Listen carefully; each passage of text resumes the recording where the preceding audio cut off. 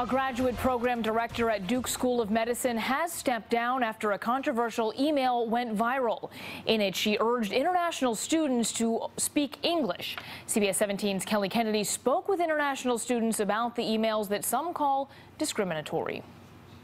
When dozens of Duke University students checked their email on Friday afternoon, what they found in their inbox made many of them feel very unwelcome on campus. I felt like it was really offensive. Thanks to social media, that email has now been seen by people around the world. Megan Neely, director of the Master of Biometrics program, sent the email. She says faculty members approached her asking for pictures of graduate students so they could identify students they saw speaking Chinese very loudly in the student lounge. Neely's email continued in bold writing. They were disappointed that these students were not taking the opportunity to improve their English and were being so impolite as to have a conversation that not everyone on the floor could understand. I would understand that if the whole thing was in a class and people were like speaking in their native languages, but if they're like sitting together and they're like randomly talking, I think like that's their right. She continued on to say, "I encourage you to commit to using English 100% of the time." English is not our first language. International student Paulina Guerra says many students have started a petition.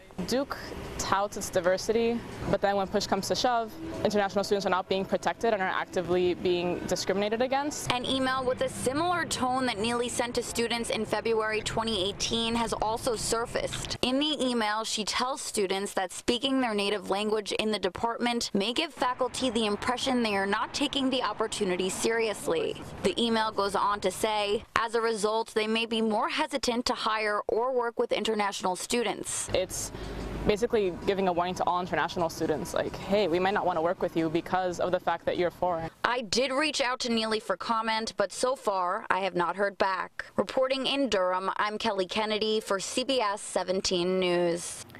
And the medical school dean put out a statement apologizing to students. It reads in part, "To be clear, there is absolutely no restriction or limitation on the language you use to converse and communicate with each other.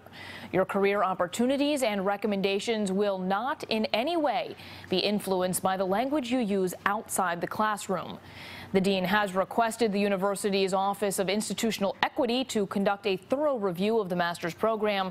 Students say they would like the identities of the two faculty members who complained about students speaking Chinese made public.